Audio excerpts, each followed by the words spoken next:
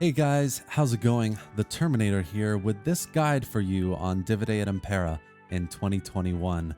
In this video, I'm going to be discussing the overhaul mod, the essential differences between it and vanilla, and what makes it so great, essentially, in its current state of the mod in 2021. If you're an avid player and want a refresh, or you're a newcomer and would like to know more about the mod, then you are in the right place. I was asked to do this video not too long ago, so I put together a three-part series of videos because obviously there's a lot to cover. And this first one today will be the essential guide to it. I'm going to be doing another video comparing DEI to a couple other mods, which I'll just leave you guessing for now. And then a final video will take you through some tips and tricks to really get the most out of your DEI experience. So if you enjoyed the video, guys, and please subscribe to the channel if you want to see more. Super important to me. I'm trying to grow this channel from scratch, so it's all appreciated. But let's get right into it. DEI, an overhaul mod, was created in 2013, shortly after the launch of the game, with the aim to provide a challenging, historically authentic, and realistic experience. It's still got a massively loyal fan base, and many people still play it today, which is why the dev team are so dedicated to it. You know, they're still improving it and releasing betas and patches and things, so that's still going on. The mod was named CA's Best Overhaul Mod of 2014 and CA's Most Innovative in 2015. So it's got a lot of awards, guys. Player's Choice in 2014 and 2015, and they were named the Best Overhaul Mod for Rome 2 from 2014 all the way to 2018 in the Total War Center. So it's hugely awarded. People love it, and there's a reason why it's the best mod ever made for Total War. There are a lot of mechanics in it, though, including the reforms, population, supply, area of recruitment, characters, diplomacy, politics, UI, units and skins, of which there are thousands. But in this video, I'm going to go through reforms and population only, as these are the biggest ones in the mod. So let's get started with some basics. There are 45 factions in the game, of which 25 are playable. From the Romans all the way to the Parthians, there's a lot of diversity in this mod, and each faction has its own culture, overhauled roster of units, lots of buildings, characters, and even history per city. So it's super detailed, and you have a lot of choice. There are also 4 turns per year to reflect the season, so you have a lot more time to build the empire, and what you do each turn has a much bigger impact. For example, if you're starting in that purple or red zone, as I pointed out here, you're going to have a lot more harsher weather conditions. You need to keep an eye on that because that'll have an impact on your region growth, your empire health, the number of supply you have. It has a huge impact across the board. Overall, though, the mod gives us everything the base game essentially was kind of missing.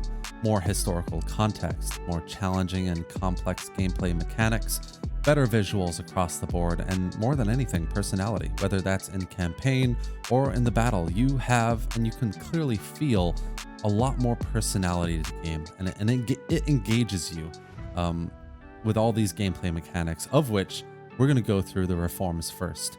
So reforms are essentially a means to upgrade your available roster due to a historically accurate change in circumstances. This helps to shift your playstyle of your campaign with units that are both functionally different as well as visually better looking. For Rome, you have things like the Polybian, the Marian, the Imperial reforms. You know, you have various reforms for the Greek successor kingdoms, the barbarian kingdoms. Whoever you are, you're going to have a type of reform eventually. And you can achieve these reforms in 3 ways. So you have the turn-based system, which after 40 turns, for example, as Rome, you'll trigger the Polybian reforms. Or you have the Imperium level. If you haven't reached turn 40 and you reach Imperium level 3, you'll get that same reform. And then you also have something called a special reform. So these occur if you conquer a certain region or if you border a certain faction, such as the Sakarauka when you have a border with India, interestingly. So yeah, those are essentially the ways that you can achieve reforms. Our next system here that we're going to take a look at is the population system. And I'm going through the bare basics here, but obviously going as detailed as I can for you guys. But in terms of population, it's definitely the more complicated mechanic of the mechanics introduced. It gives you a lot more control, not just, you know, over your borders and military politics. It gives you control over your people, which a lot of total wars neglect. Population can essentially be thought of as a baby you need to constantly keep an eye on to maintain your long-term health and the success of your military campaigns. And the main kind of way you need to look at this is classes, which feed into different, you know, types of units that you can recruit, and population growth, which ensures obviously your empire grows. And various things affect this, from you know, whether you're making a lot of money, or if you have a region that's bordering a faction that you're at war with, or buildings obviously that affect your population growth. So it's all intertwined and connected, and it all leads to something called immigration. You know, if you have a large treasury, people will come back to your capital. If you're at war, people will leave your border regions. If you have a food shortage, people will leave that region. It all has an impact. So you really need to keep an eye on how your population is doing to succeed in the campaign. The next system here is the supply system. The supply system is another massively complex mechanic. It gives you a new strategic element to how you wage war, and more importantly, your ability to maintain a war effectively. The best way to understand the system is twofold: supply production and supply lines. So in terms of supply production, let's start with a cap. Every region has a supply cap, and you can reach that cap with buildings that produce supply for you, fisheries, farms, supply depots, things like that. And if you exceed the cap, then you're going to start storing supplies, which is where the supply depot comes in here, the supply pit. So you want to have a lot of those, because not only do you store supply with that, you start supply lines. So you're producing your supplies with all these buildings, and when you're waging war, you want to have a supply line going through these regions where your armies are moving towards that war frontier to be able to feed them, essentially. And, you know, if this region, for example, has less than -25 public order, it's not going to support the supply line. So you really need to have a good, keen eye on how much supply you're producing, and how your supply line is doing. There are a lot of different UI elements to this as well. For the example, the one I'm showing you right now, you know, you can see how much supply is available, what's being produced, how much you're consuming, and this is super important to keep an eye on to make sure your armies are well fed and your fleets as well are well maintained, because fleets are impacted by this as well. I'm not going to go through every element here, guys, but absolutely super important to have a really keen eye on what you're producing, how it's supporting your armies. You know, can you support a second front, for example, things like that. The final thing I'm going to mention is the baggage train. So there are two types of units, the baggage train and the supply boat or whatever, which help maintain your armies and fleets in the long term. If you don't have these, then you're likely to start suffering from attrition quicker. So absolutely have these in your armies for the long term. If you're doing a campaign that you know, you're going to go deep into enemy territory without a supply line. Next up, we have area of recruitment. So in DEI, certain units are only able to be recruited in certain regions, and these units represent the local population. So they're essentially drawn from the foreign population pool of that region, and they're limited by a total amount allowed in a campaign. So let's say you're the Romans, you've just conquered Egypt. You can start recruiting local Roman units that are from the foreign population, but there are only a certain number of them that you can recruit. So it's like 3, 4, something like ranging up to 8.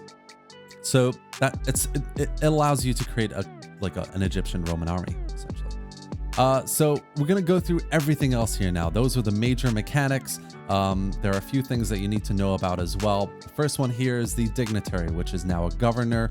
You can deploy them in a province essentially to increase their skills to improve public order, cultural conversion, a lot of other aspects as well. So absolutely start recruiting dignitaries as soon as you can. Characters are also overhauled. So, you know, they have a big impact in terms of you know, how much public order is maintained in the region. Obviously, you know, vanilla has some of this as well, but if you go into your character screen and look through each of these UI elements here, you'll see how much of an effect your character and your army is having an effect on the local region. You know, it could be you're using up a lot of supplies, you're gonna run out of supplies in that region, or you know, you're able to decrease the amount of upkeep of that army, and obviously the skills and expertise that you upgrade with each kind of battle has a massive effect there as well. Finally, I'm just going to go through a few other things. So obviously we've gone through weather and how big an impact that has on the gameplay as well. But you can see on the table on the right here, it really actually does have a massive impact, more than you realize.